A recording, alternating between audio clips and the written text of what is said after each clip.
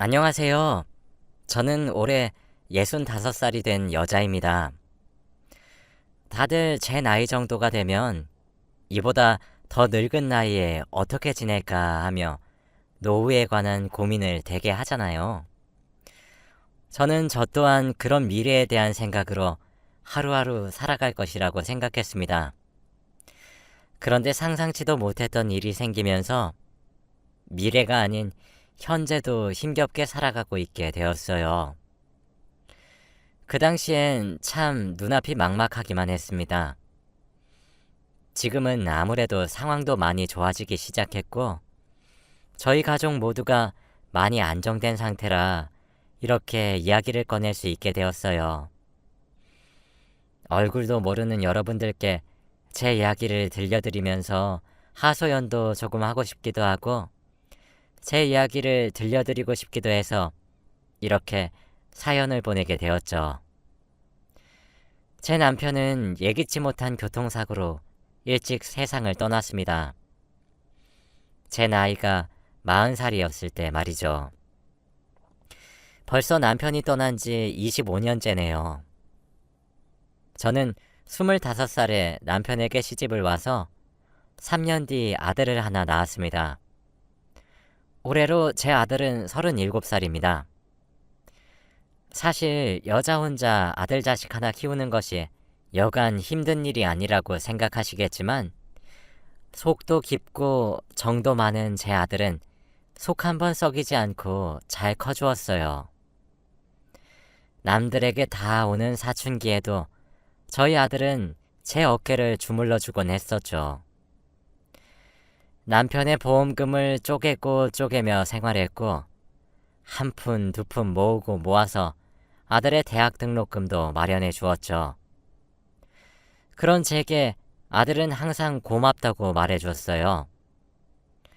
그런 제 고생을 아들이 알아주었던 것인지 아들은 대학교에서도 우수한 성적으로 졸업했고 남들이 부러워할 만한 직장을 가지게 되었습니다. 그런데 그래도 결혼 정년기가 될 때까지 결혼 생각이 없더라고요. 저는 홀어머니를 모시고 살고 있어 그런가 하며 걱정하기도 했답니다. 그러던 어느 날 아들이 며느리감이라고 제게 소개를 해주고 싶다는 여자가 있었습니다. 그렇게 우리 며느리를 만나게 되었어요. 며느리는 정말 참하고 정숙하게 생겼더라고요.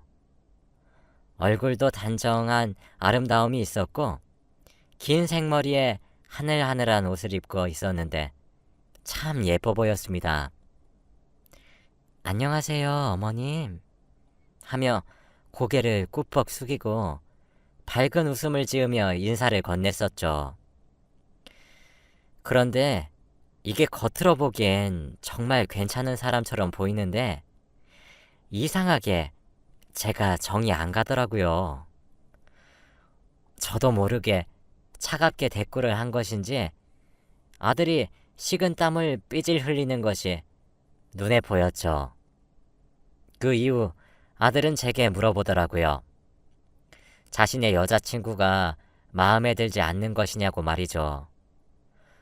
그런데 이게 왠지는 모르겠는데 정이 안 간다고 말하기도 좀 그렇더라고요. 그래서 저는 결혼이 꼭 하고 싶은 여자냐고 물었습니다. 그랬더니 아들이 그렇다고 대답을 하더군요. 솔직히 제가 아무리 오래 살아도 아들이 평생 살 사람은 제가 아니니까 그렇게 좋은 사람이라 생각이 든다면 결혼하라고 아들의 선택을 지지했습니다. 그렇게 아들과 며느리는 결혼식을 하게 되었어요. 아들은 저를 모시고 살고 싶어 했지요. 혼자 남은 엄마가 걱정이 된다는 이유였던 것 같아요. 그런데 어떤 며느리가 신혼생활부터 하나뿐인 시어머니와 함께 살고 싶겠나요? 저도 그 마음을 모르는 것은 아니었기에 괜찮다고 거절했습니다. 그렇게 둘이서 저는 알콩달콩 신혼의 재미를 느껴가며 생활을 하는 줄 알았어요. 이게 사람 촉은 무시 못한다고 제가 아무리 붙이려고 해도 정이 붙지 않았던 이유가 있더라고요. 어느 날은 아들이 술에 잔뜩 취해 저희 집으로 찾아왔습니다. 저희 남편은 음주운전 차량에 치여 세상을 달리했기 때문에 제가 술이란 것을 아주 끔찍하게도 싫어해요. 물론 제 아들도 그것을 정말 잘 알고 있죠. 그래서 제 앞에서 술을 먹지도 않았고 잘 하지도 못합니다. 그런데 얼마나 마신 것인지 가늠이 되지 않을 정도로 만취가 되어 제 집으로 왔더라고요. 무슨 일이냐 캐물어도 아들은 아무 일도 아니라며 웃으며 저를 끌어안고 엄마, 엄마 하며 부르더군요. 이게 가슴이 왜 그렇게 철렁거렸던 것인지. 그렇게 고꾸라진 아들을 제가 끙끙거리며 양말도 벗겨주고 옷도 갈아입혀주려고 했습니다. 아직도 그날의 충격에 심장이 벌렁거리네요. 아들의 옷가지들을 벗기고 편한 옷으로 갈아입히는데 군데군데 멍자국이 보였습니다. 멍의 크기나 색을 보아하니 예사롭지가 않더라고요. 아들은 코를 골며 널브러졌고 전 그 틈을 타서 아들의 옷을 벗기며 몸을 확인했습니다. 여러 사람들에게 돌아가며 맞은 것 마냥 몸 곳곳에 피멍이 들어있더라고요. 어깨며 등이며 옆구리며 가릴 것 없이 말이죠. 그날 제 가슴은 정말 찢어지는 것만 같았습니다. 아들이 술을 먹은 이유가 바로 이것 때문이라는 사실은 불보듯 뻔한 일이었죠. 일단 아들에게 모른 척을 해야 되겠다 싶어서 옷은 그대로 냅두고 이불만 덮어주었습니다. 다음날 아들이 벌떡 일어나 자신의 옷차림부터 확인하더군요. 아들은 엄마, 내 옷은 안 갈아입혔네? 라고 웃으며 묻길래 이놈아, 엄마 나이가 얼마인데 아들 자식 옷을 갈아입혀주니? 엄마 그러다 허리 나가면 네가 책임질래? 하며 넘어갔어요. 그 이후부터 저는 걱정이 시작되었죠. 어디 가서 싸움질을 하고 다닐 아이가 아니니 정말 미치고 팔짝 뛸 노릇이었습니다. 그런데 제가 알게 된 진실은 상당히 충격적이었어요. 정말 믿기지도 믿기 힘든 사실이었죠. 우리 아들의 온몸에 멍을 들게 한 범인은 다른 누구도 아닌 저희 며느리였거든요. 아들은 끝끝내 제게 모든 진실을 숨기려고 노력했지만 전 모든 진실을 알게 되었습니다. 처음은 우연이었어요. 제가 원래 아들의 신혼집을 찾아갈 때 항상 미리 전화를 주고 찾아갔는데 그날은 집에 휴대폰을 두고 나온 날이었습니다. 주말이라 어차피 아들 내외 둘 다 집에 있을 것이 뻔했고 무슨 일이 있겠나 싶어 휴대폰을 집에 두고 없는 채로 아들과 며느리가 살고 있는 집을 찾아갔죠. 그런데 현관 밖으로 저희 아들네 집에서 비명소리가 새어나오고 있더라고요. 악! 하고 말이에요. 저는 정말 심장이 철렁했고 혹여라도 무슨 일이 생길까 싶어 앞집에 초인종을 눌렀고 경찰에 신고를 해달라며 사정을 했습니다. 그런데 앞집에 살고 계시던 입주민이 아휴, 저 집은 또 저러네 라고 하더라고요. 그 말을 듣는 순간 저는 깜짝 놀라 앞집에 제가 저기 살고 있는 아들의 엄마 되는 사람이라고 처음이 아니냐는 말이 무슨 말이냐고 캐물어 보기 시작했어요. 그랬더니 앞집 새댁이 곤란하다는 듯한 표정을 지으며 말을 하는 것을 망설이고 주저하더라고요. 제가 제발 좀 해달라 거듭 부탁을 하니 마지못해 말을 해주는데 아휴, 말도 마세요. 저 집에서 하루가 멀다 하고 비명소리가 저렇게 들려요. 아내가 남편을 그렇게 쥐잡듯이 잡더라고요. 저희 집에서도 몇 번이나 경찰에 연락을 했는지 몰라요. 그런데 저 집 아내가 적당히 드세야지. 저번에도 글쎄 엘리베이터에서 저 집 남편을 마주쳤거든요. 아니 나야 오며 가며 보는 사이고 서로 앞집에 살고 있으니 가볍게 인사를 했단 말이에요. 안녕하세요 하고. 근데 글쎄 아내 되는 사람이 엘리베이터에선 아무 말도 안 하고 가만히 얌전하게 있다가 집으로 들어가는 순간부터 소리를 빽 지르고 남편을 잡으면서 바람을 피냐부터 시작해서 오만 소리를 하는데 의처증 같아 보이기도 하더라니까요. 라고 하는 겁니다.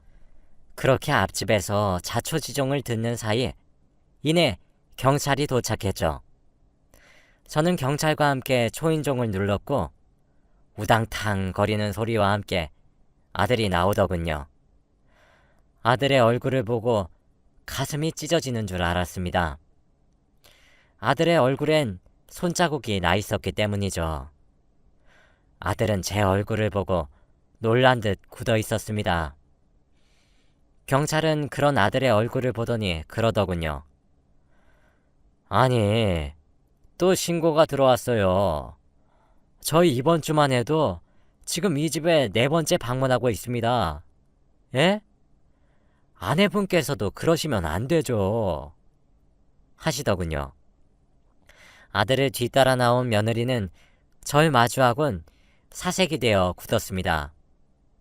경찰의 말을 들어보니 하루가 멀다 하고 신고를 받는 모양인 것 같더라고요.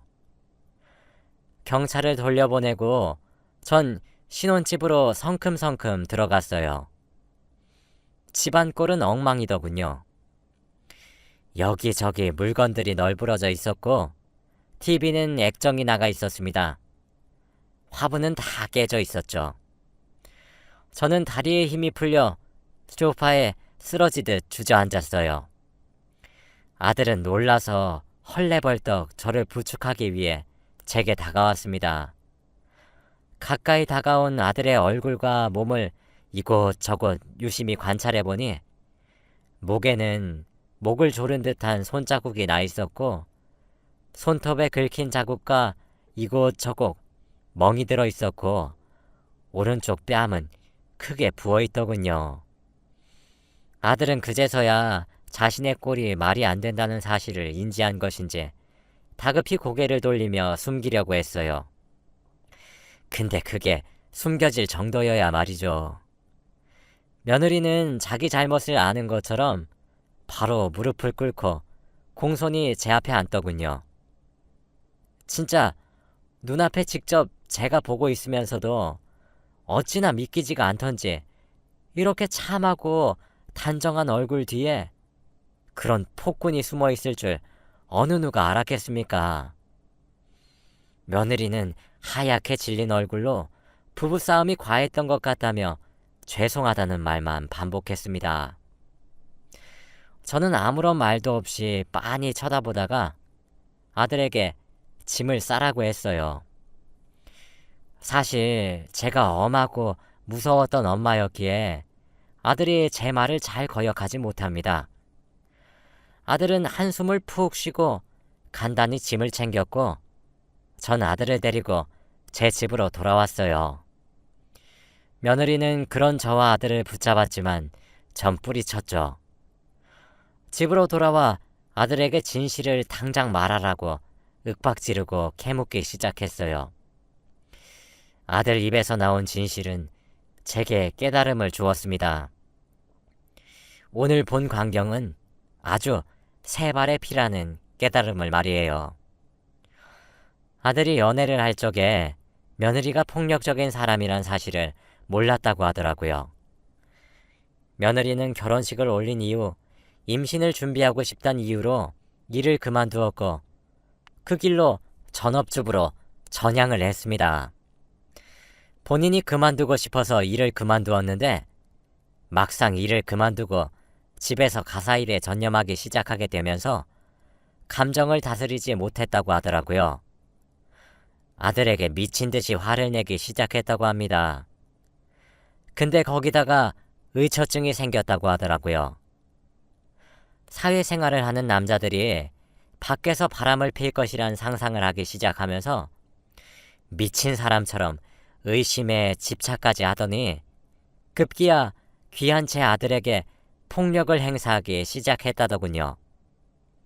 진짜 지금 생각해도 기가 막혀서. 진짜 제가 너무 충격적이었던 것은 며느리가 아들에게 물건들을 집어던지면서 아들이 머리에 맞아버렸고 그래서 응급실에 실려간 적도 있다고 합니다. 뇌진탕으로 말이에요. 머리라는 부분이 얼마나 중요한 부분인데 제가 이런 모든 사실을 몰랐다는 사실에 정말 억장이 와르르 무너져 내리는 기분이었고 심장이 찢어지는 것만 같았습니다. 아들에게 왜 이혼 생각을 하지 않느냐고 물으니까 아들의 대답도 정말 참 서글펐어요. 엄마가 이렇게 우실 것 같아서 말을 못했던 거였어요. 라고 하더라고요. 제가 아들의 이야기를 들으면 들을수록 눈에서 눈물이 퐁퐁퐁 쏟아졌습니다. 저뿐만 아니라 세상 어느 부모가 자기 자식이 그렇게 맞고 지낸다는데 눈물 한 방울 흘리지 않겠습니까? 전 당장 이혼을 하라고 아들에게 요구했어요. 그 이후로 며느리는 저와 아들을 줄기차게 찾아오기 시작하더라고요. 자신이 미쳤었다, 미안했다, 용서해달라, 한 번 더 기회를 달라, 뭐 그런 이야기를 하기 위해서 말이에요. 아들은 그동안 바람폈다는 의심을 받은 것도 너무 힘들었고 집에 들어가서 매를 맞는 상황도 너무 남자로서 가장으로서 자존심도 상했으며 아내가 만든 상처들로 인해 지금 아들이 다니고 있는 회사에서도 매 맞는 남편으로 소문이 나서 그만두게 되었다고 말하며 며느리의 사과를 받아들이지 않고 이혼 소송을 시작했습니다. 이혼 소송을 시작하면서 아들은 그동안 받았던 전화의 숫자와 문자의 내용 그리고 진단서 등등을 증거물로 제출했더군요. 진짜 그 내용도 안에 정말 입에 담기도 힘들 수준의 욕설로 도배되어 있었습니다. 정말 저는 기절하는 줄 알았어요. 며느리는 그 이후 자신의 잘못을 뉘우쳤다며 제 아들에게 계속해서 소송을 취소하고 다시 한 번 더 잘 살아보는 것이 어떻겠냐고 제안해왔습니다. 당연히 제 아들은 받아주지 않았죠. 그렇게 제 아들은 결혼한 지 1년도 채 되지 않아 파경을 맞았습니다. 당연히 진단서들과 연락 내용 모두 증거로 채택이 되었고 폭력의 수위가 높다는 점을 근거로 저희 아들이 소송에서 당당히 승소할 수 있었어요. 그리고 위자료도 신혼에 헤어지는 것 치고는 이례적일 정도로 많은 돈을 요구할 수 있었습니다. 첫 결혼 생활이 실패로 돌아가고 회사에서 매맞는 남편으로 소문이 나기 시작하면서 퇴사까지 하게 되자 제 아들은 정말 폐인으로 전락하고 말았어요. 그 고통을 제가 다 가져갔으면 좋겠다고 생각하기도 했습니다. 아들은 모든 의욕을 잃은 것처럼 살다가도 다시 힘을 내서 면접을 보러 다니곤 했지요. 그러던 어느 날 아들은 다소 늦은 나이였음에도 불구하고 취직에 성공했습니다. 그렇게 점차 자존감을 되찾아가더군요.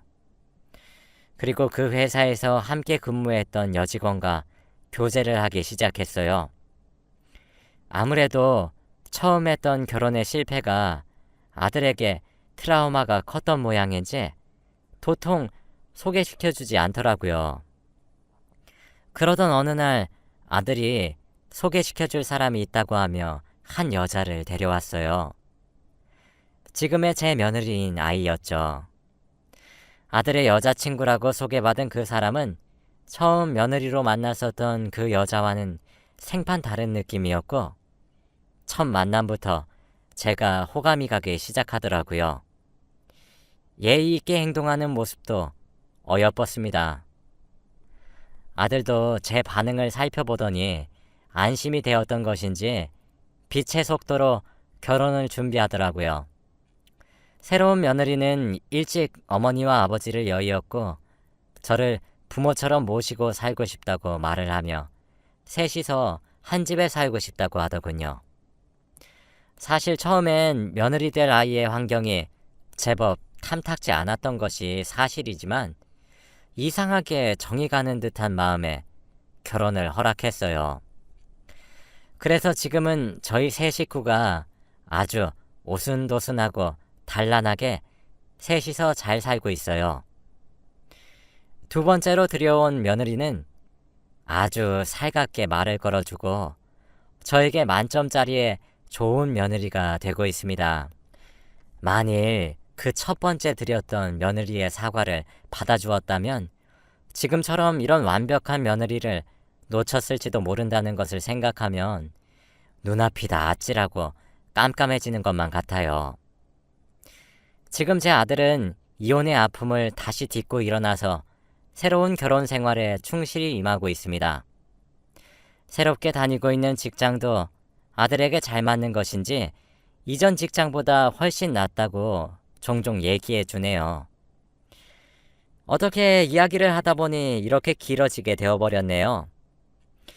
며칠 전 지금의 며느리가 제게 살금살금 다가와 말해주더군요. 지금 아이를 가지게 되었다고 말이죠. 정말 경사 중의 경사라고 생각이 들었어요. 심지어 새로 태어날 손주의 태몽은 또 제가 꿨더라고요. 아주 커다랗고 동그랗게 생긴 복숭아가 품에 푹 하고 안기는 듯한 꿈을 꿨는데 그게 바로 태몽이었던 것이죠.